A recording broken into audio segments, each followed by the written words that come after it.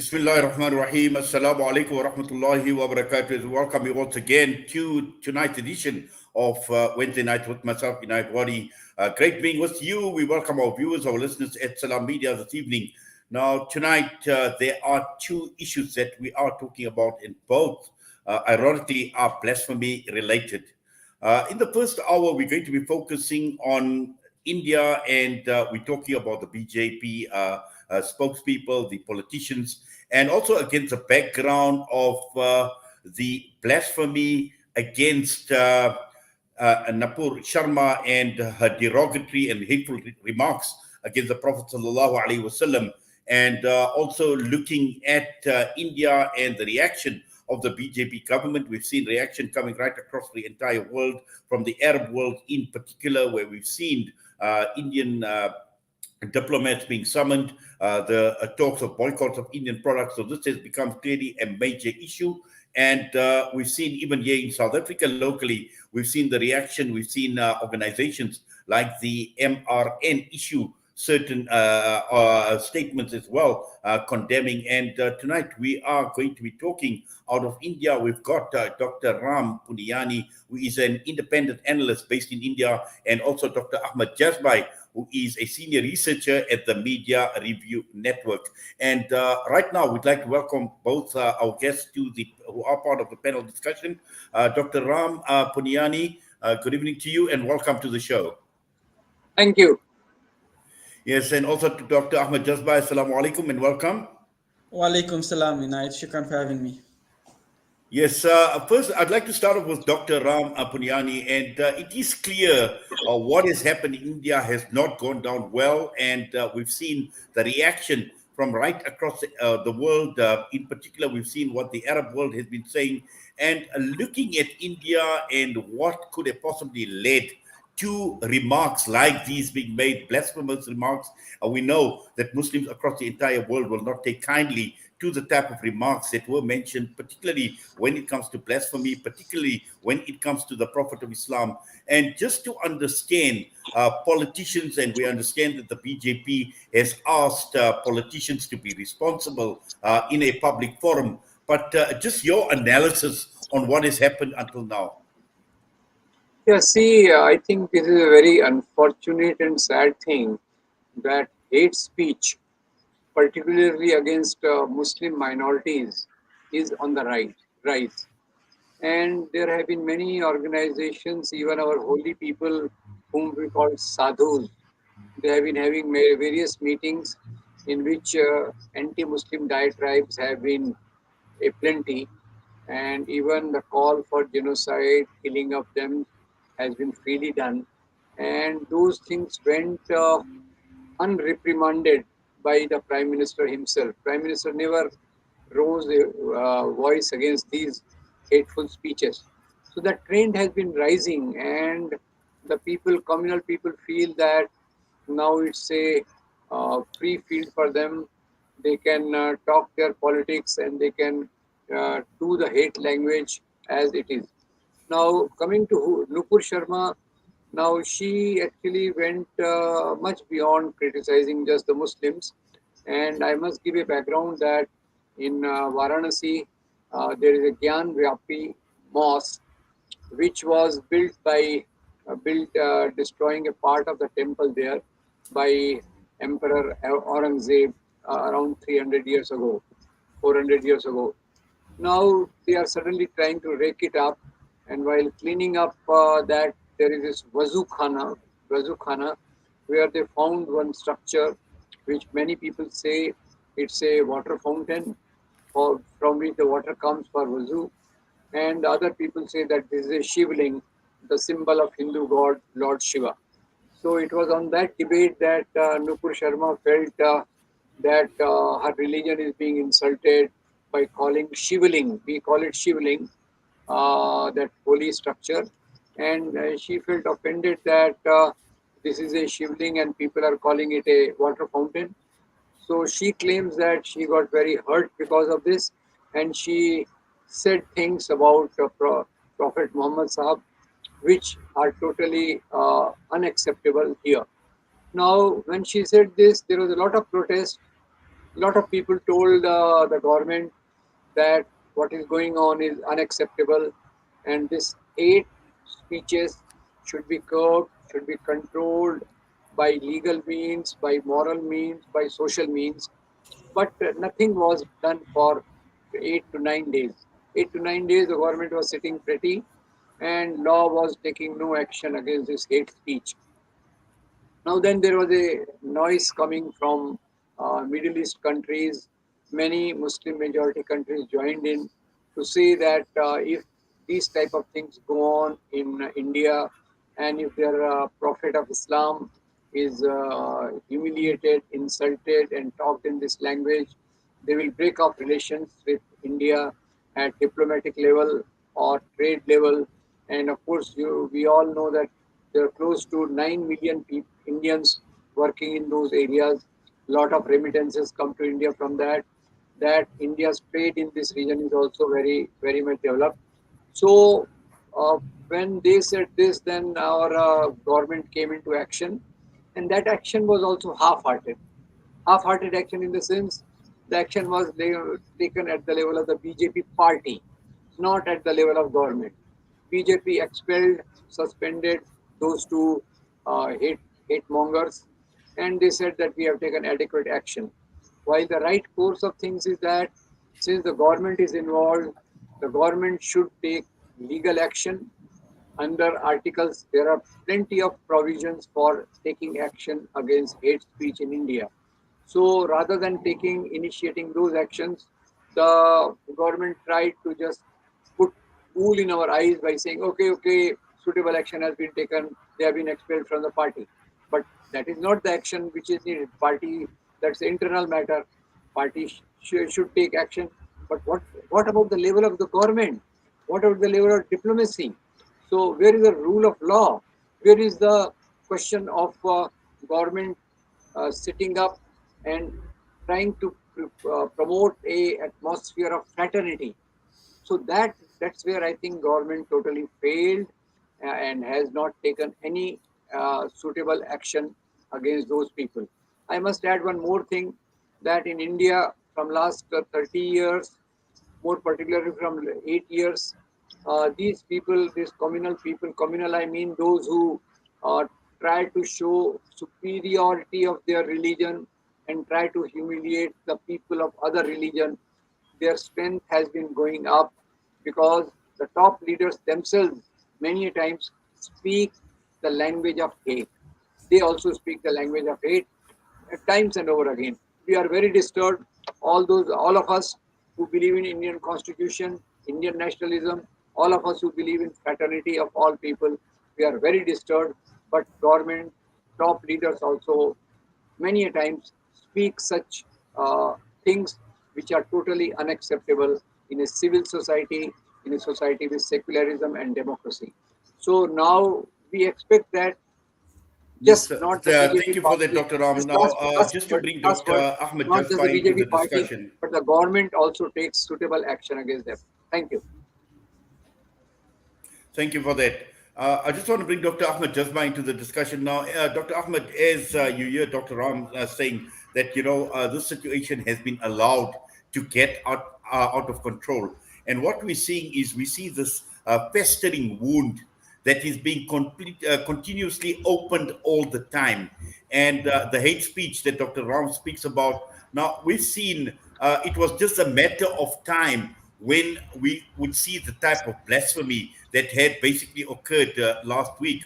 But we've seen violence, we've seen hate speech that has been continuing for a very, very long time and regularly. And we've seen silence on the part of the Modi government. And that is the reason why we find that Dr. Ram also saying this was a half-hearted response, because to a large extent, the government is responsible for what is happening on the ground and when politicians make these blasphemous remarks. Yes, Inayat, I must thank Dr. Ram for that comprehensive background introduction to the current state of affairs in India. And it is quite right that you point out Islamophobia in India, these insults in particular, are not once-off incidences. They are systemic. They're ingrained in the BJP, the Hindu nationalist inclined BJP party, which works on this Hindutva ideology of one nation, one people, one culture within India. So we've seen many incidences. We've seen most recently the hijab ban. We've seen lynchings of Muslims. We've seen, the cow mobs crucifying sort of many Muslims at the very hint of consuming beef within in many states. So these are a state-sanctioned Islamophobia. The difference between this incident and many other incidents, as Dr. Ram pointed out, is these were spokesperson for the BJP government, and given the international ramifications and the international outcry from this incident, Narendra Modi was scrambling. He was scrambling to avert the diplomatic fallout from these statements by suspending these spokespersons. But Muslim majority countries were having none of it, since they appear to have crossed the red line by these blasphemous insults against Prophet Muhammad sallallahu alaihi wasallam and his beloved wife Hazrat Aisha. So we are at the crossroads. The idea is, or the issue is, where to from now? Are we going to see real action? Is India going to change? Are they going to reverse this part of incremental genocide that is on against its 200 million Muslims? We're not talking about a small minority here. We're talking about a huge minority that have contributed to Indian society for centuries, and which are now being systematically maligned by the BJP government, all in the name of political power and to hold on to the levers of political power and economic power. Yes, shukran for that, Dr. Ahmed Jazbhay. And just to bring Dr. Ram back into the discussion, and I know, Dr. Ram, you don't have much time, so we're going to try and get maximum out of you over the next 15 minutes, because I believe you've got to leave. And as Dr. Ahmed Jazbhay also has pointed out, that, this obviously has been coming for a very, very long time. And we're not only talking about the spokespersons that uttered these remarks, but we've seen this being systematic, as Dr. Ahmed Jazbhay, almost to the point that this has become government policy for things like hate speech and what we see. Dr. Ahmed Jazbhay uses a strong word, genocide, as well, because these are the things that we are seeing. We are seeing strong signs of genocidal behavior on the part of the right-wing nationalists in India. See, this right-wing ideology has unleashed itself without any breaks. Without any breaks, because mainly the leaders who are in the saddle of power, they themselves many a times give these dog whistles in which the target is a Muslim community. And recently, if you see, the issue is that of temple destructions in the medieval period. Now, of course, in medieval period, Aurangzeb did destroy this temple, but he gave donations to many temples also. Aurangzeb also destroyed a mosque for some other reasons. So there was no religious motive behind these type of destructions. But this is trying to get reflected on today's Muslim community. Now, I must tell you that earlier to this, even in India, many Hindu kings, they destroyed Buddha viharas. Now, so if we make these as issues of the contemporary politics, the country will have no future. We have to build a future with progress, development, science, research, agriculture, and industries. But instead of that, this government, which is a sectarian government, which wants to target Muslims and Christians on one side, and wants to restore the age-old values of caste hierarchy. So that this government's focus is primarily on that. So it is trying to dig up into the past. It is trying to dig up into the past. Oh, there was a temple here. So now, after this issue, there are hundreds of mosques which have come under the scanner. Hundreds of cases have been put up in the courts saying that there was a mosque here, so this should be destroyed and temple should be built. So we are totally on the wrong track. And I will like to quote Gregory Stanton, this of Genocide Watch. He says that in India already it is at the level of 8 on the scale of 10, as far as genocide is concerned. So we are very concerned about our country because we got freedom unitedly. People of all religions stood shoulder to shoulder under the leadership of Mahatma Gandhi, the great apostle of peace and non-violence and communal harmony. And today, just opposite to that, the ruling clique and their associated organizations are trying to do their worst, to create a divide between diverse religious communities which have been living in this country in peace and harmony from last centuries and centuries. So it's a politically motivated thing. Religion has nothing to do with it. I must say that Hinduism is a very open, liberal, broad religion, the way Mahatma Gandhi taught us. But these people's interpretation of religion is totally narrow, sectarian, excluding others, and trying to create hate amongst others, which cannot fit in to the values of Hindu religion as we were taught by Mahatma Gandhi. Yes, and also Dr. Ahmed Jazbhay, question marks are being raised against the sincerity on the part of the BJP government issuing the statement. Because when one looks at the chain of events and how this has happened, the utterances were made, but the statement had only come very much later after there was this global backlash. Yes, indeed. I mean, Narendra Modi was, as I said earlier, if there was no backlash from Muslim majority countries, he would have continued as if it was business as usual. He is concerned about the economic fallout, in particular, given that Saudi Arabia and the United Arab Emirates have pledged to invest up to 100 billion US dollars in India over the next decade or so. So he's worried about the economic ramifications, that it will hurt the purse strings of the Indian fiscus, which is why he acted to suspend and to expel the spokespersons. So this points out to the economic power that many people have to ensure that the Indian government is able to pressurize the Indian government to reverse these policies of incremental genocide, similar to the policies of Zionist Israel against the Palestinians who are in a path of incremental genocide. We've seen these similar sentiments in France, in the United States of America. And these are not overt, forms where you're calling for the murder of millions of people. In the case of the Holocaust, in the case of the Rwanda genocide, in case of the murder of 10 million Congolese by King Leopold, these countries are smart. They go on a policy of incremental genocide by attacking the religious foundations of their minorities, to chase people away by making them feel that they are unwelcome where they've lived for centuries in these countries. So these are not once-off incidences.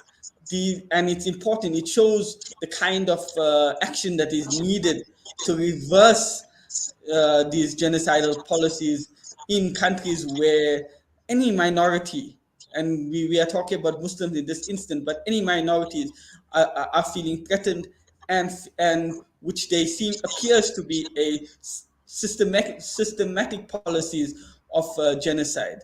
So we are on the right track. The problem or the challenge is whether this current policy, whether this current outcry can be sustained over a long period of time. Will Saudi Arabia and United Arab Emirates wait for the outcry to calm down and then carry on with their diplomatic relations and economic investments in India, or will they use this as an opportunity to hold the Indian government accountable to ensure that it reverses its policies? Because we are, in my opinion, at a crossroads. Will we continue in the next few weeks or months on the path of incremental genocide in India, as the journalist Rana Ayub has written extensively about, or will we now reverse this policy? We have a very opportune moment. As much as this is a sad moment that, it's taken the insult of the Prophet Muhammad and the Ahlul Bayt in order to to give us an opportunity to reverse this part of genocide.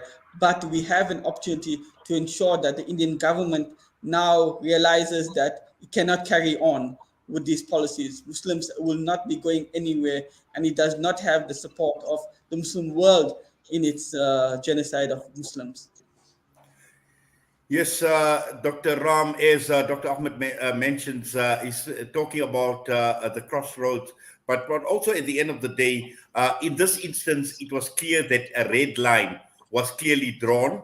And when you speak about a weak response, and I'd like to just quote the Indian foreign minister, he rejected the comments when the OIC obviously had made certain comments and were highly critical of the blasphemy that had taken place. But he said that these comments by the OIC, which is the Organization of Islamic Conference, he says it is unwarranted and narrow-minded. And he speaks about the views that were expressed about the Prophet Muhammad sallallahu alaihi wasallam, and saying that those were not of the Indian government but made by fringe elements. But the key issue here is, in India, is there a thing such as a fringe element, considering the numbers, considering the thousands upon thousands of cases of violence against religious minorities? See, this foreign minister, as a dutiful person, is just trying to toe the line of the government and defend the government. I must point out that the statements made are not by fringe elements. They have been made by the national spokespersons of the ruling party, number one. And as I pointed out, similar statements have been made even by the top leadership of the party. So, third thing, we see that there are various international fora apart from IOC. If you see, there are various international human rights organizations who have pointed out that the India's policies are discriminating and intimidating the religious minorities, and this is not a healthy democratic trend in the country. But the government rejects them outright because its own politics is oriented towards that. So I hope Dr. Ahmed is right that this may be a time that they reverse their policy, but don't have too much hopes, because this government is very much seeped in the divisive ideology, in the ideology of hate, and it is keen to follow or it's all parallel. There are many parallel organizations. It has a controlling organization called RSS. They are all fully supporting such a hateful atmosphere in the country. So another thing is that international pressures, how much they can work. Like in the country on regular basis, if the minorities are harassed, is the global community going to come and save the local minorities? I have my doubts. Once a while, if they fear economic boycott or boycott of trade, they may buckle a bit. I wish I am wrong and they totally change their policies. I'll be the happiest person to be proved wrong, that they have changed their policies and they are trying to promote amity between the communities. But I think, if at all, one is that they are taking half-hearted measures. Number two, all the international agencies which are pointing out that the government and the state is very much anti-minority, those reports are being rejected by the government without taking any serious cognizance of that. And third, even in this case, they are not taking suitable action. So that means that temporarily, as a sort of a eyewash, they may take some steps, but not transform the policies at a deeper level, which is the need of the hour. Yes, and also just, I know you've got to leave us, and I'm going to stay with you, Dr. Ram, because we've got about 3 or 4 minutes still with us. And just looking at the support base of the BJP, and we know since the Modi government has come into power, since the BJP government has come into power, top of the agenda has been pushing this religious hate agenda, and this is where the support base has been coming, and this is where the voters have been coming as well. So I think, in the short term, as you correctly pointed out, that we cannot expect miracles coming from the BJP in terms of reversing its stated policy. Very true. I see. See, I think because where BJP is nurtured, it's all volunteers and major workers are nurtured in this ideology of hate and glorification of the caste system. They are nurtured on this. So I don't have too much hope that they will change their policy drastically overnight. They may make a temporary halt.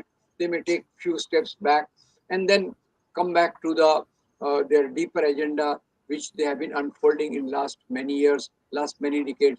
Because for them, the livelihood of the people doesn't matter, education issues doesn't matter, health issues don't matter. For them, all what matters is temple, mosque dispute, raising those emotive issues, dividing the society, and trying to rule. But their electoral base, they have cultivated very cleverly. Their electoral machine is close to perfect. They are flooded with funds and they have a huge manpower to man their electoral machine. So all that things makes me a bit pessimistic whether we can really stand up for the principles for which Indian Constitution stands. Yes, and just what sort of reaction has it been from the Indian people themselves, from what you have observed, Dr. Ram, to this latest developments? Yeah, I think now, see, as things are worsening, there is definitely a section of people who earlier were deluded by their tall promises of ending corruption, getting them black money back, and all that. Earlier, there were a lot of such hopes, but now those hopes have also been dashed. And many people are now feeling that why this government is pursuing such retrograde negative agenda instead of focusing on the real issues of the society. So I do concede that there is a section of society which is coming up to oppose their this sort of a politics which doesn't match with the needs of the large number of people belonging to diverse communities, diverse castes, and gender. So there is a bit of a hope there that people are really getting disappointed because of the rising prices, rising unemployment, problems of youth, and because of that, a large section is getting disillusioned, which may not support such a politics in the long term. Well, Dr. Ram, we thank you. We do appreciate you taking time out. I know it's quite late in India, but having taken our time to spend this time with us on Salam Media, we wish you well and all the best to you. Thanks for calling me. Thank you very much. Dr. Ram Puniyani with us said he's going to leave us, but we're still staying with Dr. Ahmed Jazbhay. Dr. Ahmed, just listening to what Dr. Ram had to say, and clearly he is not optimistic at all that No. we will find a government that is fascist by nature, that is racist, that is built on hatred, reversing or changing in any way whatsoever. Yes, and to a very large extent, as much as I feel that we are at the crossroad and this is an opportune moment to reverse what is happening in India, but I also share his pessimism in a large way. A leading proponent of the Hindutva ideology, V.D. Savarkar, I think his name was, not only praised Hitler, but said his campaign to cleanse German society of Jews was the right policy. And Savarkar advocated for the rape of Muslim women and the extermination of Muslims from India. So, such statements are mainstream in India. Islamophobia in India is mainstream. These are not fringe element, as Dr. Ram rightly pointed out. These are mainstream. Mainstream. We've seen BJP politicians, parliamentarians calling for the rape of women, calling for the lynching of men, calling for the destruction of masjids, calling for the burning of Muslim homes, calling for the burning of any Muslim caught eating beef, which is and the irony in this whole issue of the cow mobs is that the beef industry in India is worth up to, I remember reading something to the effect of $4 billion annually, and the majority of beef abattoirs are owned by Hindus. So there's clearly an economic element to this. Economic trumps many people's even religious convictions, which is why I pointed out that many Muslim majority countries can apply the pressure, and it's important that we sustain that pressure over a very long period of time. And we call for sanctions against against the BJP government in India, in the same way we call for sanctions against apartheid Israel, as we call for apartheid South Africa, and in the same ways in which sanctions have been applied on Russia for its invasion of the Ukraine. So the pressure needs to be accelerated. It needs to be upped. We need to up the ante. We can, in this country, try some short-term boycotts of Indian products. I've seen boycotts already started, but whether we can sustain that over a period of time is questionable. So we can be pessimistic because of the nature of Islamophobia in India, but at the same time, we can be use this as an opportune moment in order to apply the pressure. We hope, and we will, and we can even request our very own government through DIRCO to condemn this incident and condemn this part of incremental genocide that the BJP is on. We've seen in the past where the citizenship law in Assam state, which aims to strip millions of Muslims of their citizenship if they're unable to prove residency and so on. And we know in India, in many parts of India are severely impoverished and literacy levels are quite low. No one can prove their that they were born in a certain place. So you'll be told you were born in Bangladesh, and it's very difficult to prove otherwise.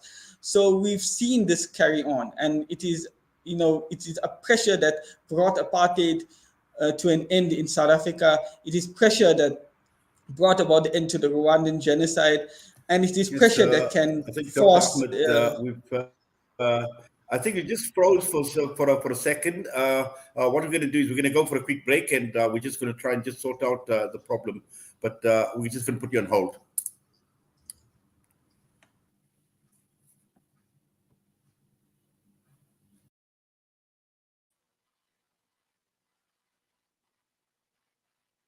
Listen to something fresh. Listen to Salam Media.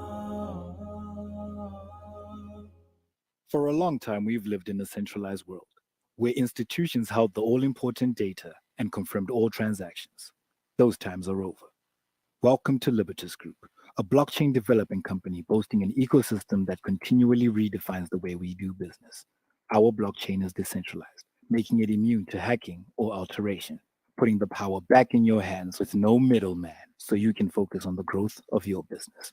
Libertas, the simplest investment choice you'll make. The Yemen war is 7 years old. Violence keeps escalating, with severe impacts on the food security of millions of families. People in Yemen are desperate and need our support to survive. Let's make a difference in Yemen today. Donate now at alimdad.com or call 0861 786 243 for more information. Discover the Africa of your dreams and surround yourself with her spectacular beauty. Relax beneath her serene sunsets and explore wildlife at its natural best. It's where the pride of Africa comes together. The Kwantu Private Game Reserve. Get to know the Big Five or cruise on an elephant safari game drive. Interact with lion and tiger cubs and enjoy world-class halal cuisine while we pamper you during your 5-star stay. Indulge in the true African experience. For reservations, call now on 042-203-1400 or visit kwantu.co.za. The Kwantu Private Game Reserve, the place of gathering. Listen to something fresh. Listen to Salam Media. We continue our discussion this evening with Dr. Ahmed Jazbhay and looking at blasphemy in India. And at around 8 p.m., we will be joined by Mazhar Khan and Jamal Houd out of the United Kingdom this evening. And we're talking about another case of blasphemy. And this is regarding the film, the highly controversial film that is being screened in the United Kingdom. So we will be taking that story as well and unpacking some of the developments in the United Kingdom. Now, just to continue with Dr. Ahmed Jazbhay, Dr. Ahmed, just to continue and to talk about when we looking at not only, I see Dr. Ahmed is trying to connect, hopefully he should be with us shortly. There we go. Dr. Ahmed, just looking at how, this climate of hate and this Hindutva ideology that you speak of, how this is actually filtered down. And we're not only talking about politicians, we are talking about religious people. As Dr. Ram had alluded to, he's talking about Hindu religious people, this climate of hate and the hate speech that come from the lips of religious people, how this is basically rubbed off on an entire society, on an entire population. And we see it over and over again, to the extent we know that Bollywood, we know music is a huge industry in India, where some of the most popular music and at this point in time, or that is gaining popularity, are songs that are filled with hatred of minorities and Muslims in particular. I see Dr. Ahmed, obviously, sadly, we're going to try and get hold of him. I think for some reason or the other, there may be some connection issues. But just to continue and looking at some of the latest developments where the Indian government has now given verbal instructions to officials who take part in TV debates to be extremely cautious on religious matters, according to certain reports, and saying that when they talk on public platforms, they need to make sure that they are a lot more careful. They need to watch their words, and also saying that verbal instructions were given to more than 30 senior officials and some federal ministers who are authorized to take part in debates hosted by the Indian news channels. Dr. Ahmed, you are back with us, and the point I was raising is how this hate, full ideology of Hindutva has actually filtered down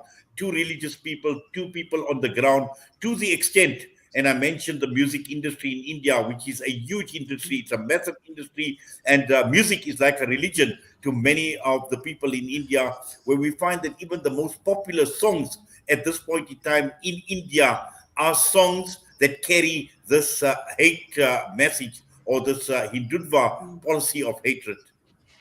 Yes, apologies for that break in transmission. Looked like it was an issue on my side.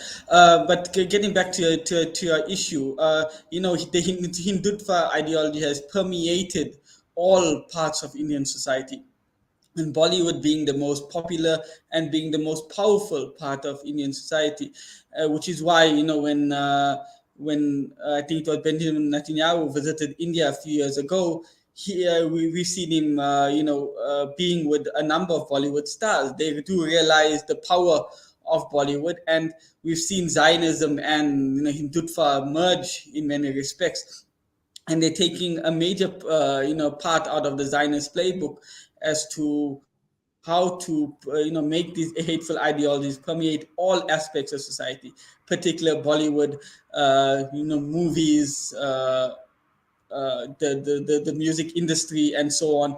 So, which is why and this is in this way they are able to reach the masses. They're able to reach the common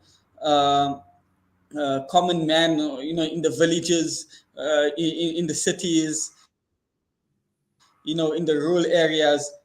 Given how popular this has been, we've seen even in the IPL cricket tournament, there is some undertones of this Hindu nationalism and this focus on the Hindu ideology of the Hindu national ideology of the BJP. So the source of the problem here is this Hindutva ideology, which is something that will need to be tackled. We've seen the journalists, we see Dr. Ram mentioned it, mentioned the role of the RSS, hate group within Indian society, and how they feed on the economic hardships on people, and they use this as a way to distract attention away from the economic, the inability of government to redress the economic hardships of the people, and focus them on the hate, focus them on religion, focus them on all issues that have little, if anything, to do with the current state of high unemployment, the current state of high inflation, the current state of high cost of living in India, and the fact that the majority of people continue to live in abject poverty. It's very easy to appeal to those hate senses that people may have. Instead of looking at the government, you find a scapegoat. We've seen in South Africa, we've seen foreigners suddenly becoming the scapegoat for the economic ills of South Africa. So now we've seen Muslims in India over the last 10 to 15 years becoming the scapegoat for the inability of the BJP government to reverse the economic decline which India is on. And now this has affected the Indian democracy, whether it can still be considered Indian democracy, whether it can still be considered a democracy. Merely having elections does not constitute a democracy. We've seen that in many areas of the world where elections are just crooked and so on. And so you have to, we look, in the same way as Human Rights Watch, B'Tselem, and other human rights organizations refer to Israel as an apartheid state. We need to see these rights organizations undertaking comprehensive research into the nature of Indian democracy and Indian society at present to really comprehensively give the world an idea of the steady democratic decline, the steady path towards an incremental genocide of Muslims, and the steady path towards hate, which may be irreversible if it carries on for very long. Yes. Now, also, I think, Dr. Ahmed, this is clearly a test for the Muslim world. This is a test for the Muslim leadership, the Muslim governments right across the entire world. Now, we know blasphemy is not something new. We've seen it right across the entire world. We see what has happened in France with the hijab ban. We see the right-wing governments that have mushroomed right across the entire Europe. We've seen this fascist ideology. We've seen the burning of the Quran. We've seen desecration of Islamic symbolism over and over again. And all along, we've seen the Muslim leadership sit back idly. They've done absolutely nothing. And again, another test for the Muslim leadership. Yes, they've issued a few statements, but you've been talking early on about how can they sustain? How can they sustain the pressure on the Indian government? Is it going to be business as usual? As you mentioned, billions and billions of dollars. The expats is just one remitting money home to India. But when you're looking at the major deals that you're speaking about that have been struck by the UAE, Saudi Arabia with India, when one looks at the lucrative Muslim or the Arab market for Indian products, and putting all of this together, is economics or is economic benefit going to be the issue here, where they will just let it go, let it pass, or will they continue putting pressure? This is unfortunately the major concern in which we all have, whether this pressure can be sustained. We love the Prophet Muhammad and his family, but we also should love the Muslim Ummah at large. The famous hadith that when one part of the body of a Muslim body is hurt, the rest of the other body should feel the pain as well. So, which is why there's been a global outcry. But we've seen, unfortunately, even in South Africa, when Modi was here, that many organizations, opposed the Muslim Lawyers Association, who wanted to have Modi arrested for what is currently happening in India. We've seen many Muslim businessmen mollycoddle to the Indian government all in the hope of getting major deals, major economic deals. Because unfortunately, the reality is many people think about economics and their well-being more than they think about the well-being of the ummah at large. So we need to introspect even at the most basic level, at the family level, at the business level within our country. Those that import from India, what kind of pressure can they face, can they apply on their counterparts in India to ensure that there's some sort of change. We don't want this opportunity to go amiss. $100 billion worth of investments in India is a huge deal, and it will hurt the purse strings of the Indian fiscus a lot if these deals can be cancelled. We should not fall for the quick, condemnation, sort of, if one can call it that, on the part of Narendra Modi, because we've seen him himself when he was chief minister of Gujarat, and he oversaw the 2002 genocide, if I can call that, of about 2,000 Muslims. He stopped the police from protecting Muslims in Gujarat state during 2002. So we must not fall for this. We must ensure that this is sustained over a number of years.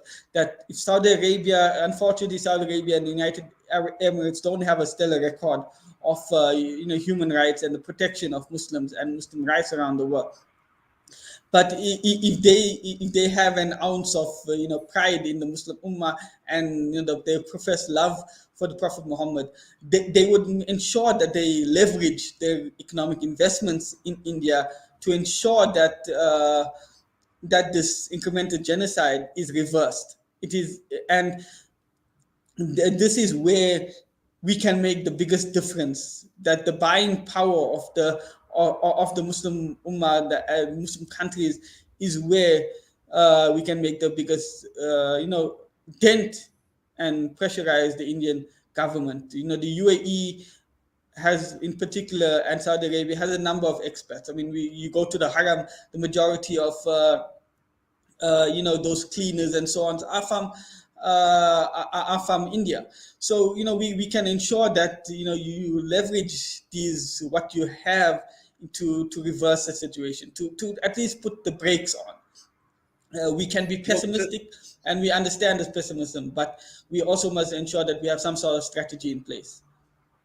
Well, I think the key issue, when we're talking about strategy, and I don't know how strategic the Muslim leadership is across the entire world, because what is happening in India is exactly what is happening in Palestine with Israel's occupation of Palestine. In fact, India mirrors whatever the Israelis or the Zionist regime is doing to the Palestinians. They're mirroring it in Kashmir, and also aimed at or targeted at the Muslim minorities within India.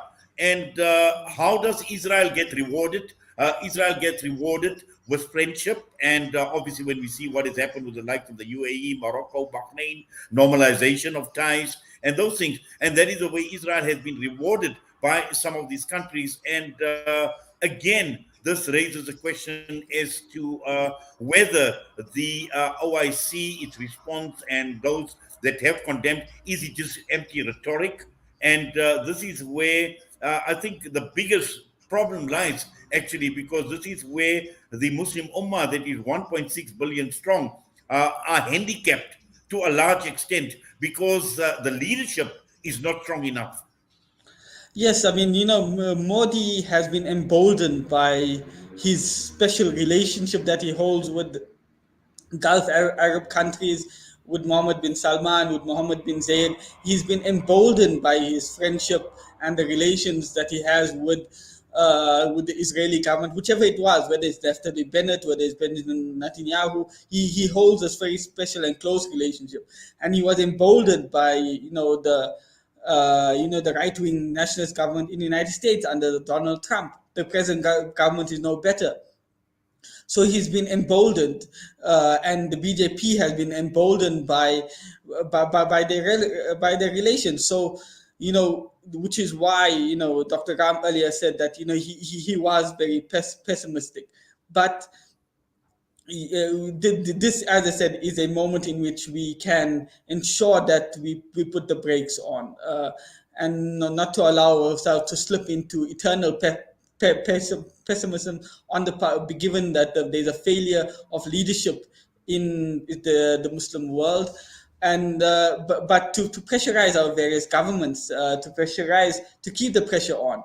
The fact that they have come out in this instant and outrightly condemned it and spoke about it, but we should not just stop at Dimash, which is a diplomatic rebuke of ambassadors and so on.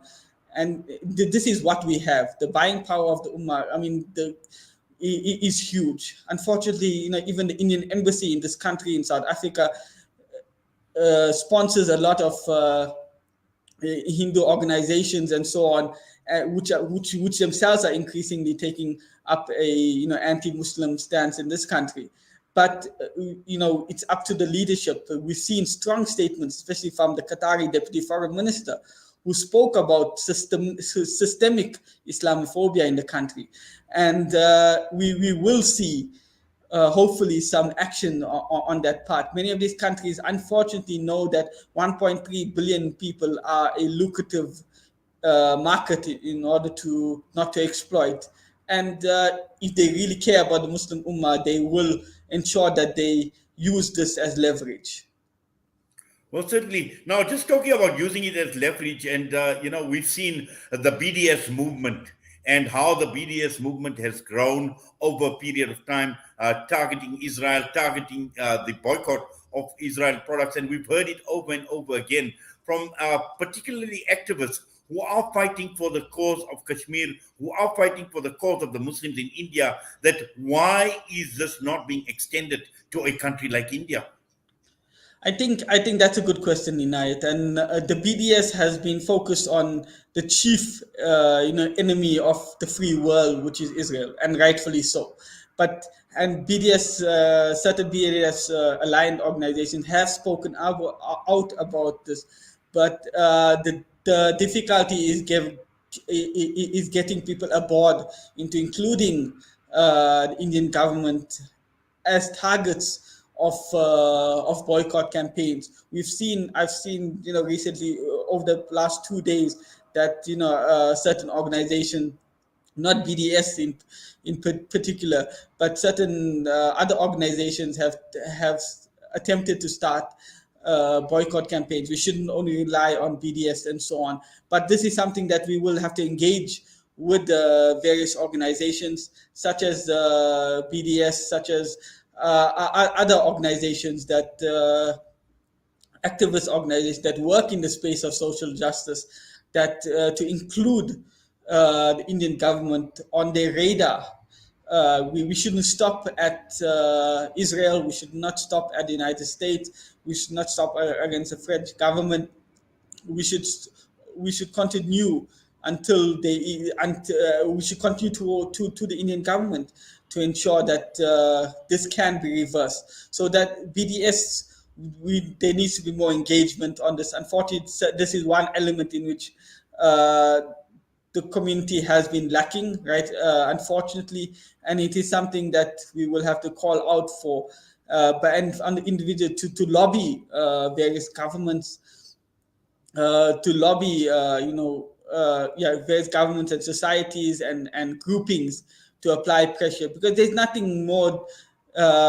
Pressure was something that gave rise to the anti-apartheid movement, and the apartheid government felt the heat and eventually decided to form some sort of compromise with the liberation movement. So this can be done, but it must not only be looked at as from the point of the SABDS coalition or any other BDS organization for that matter.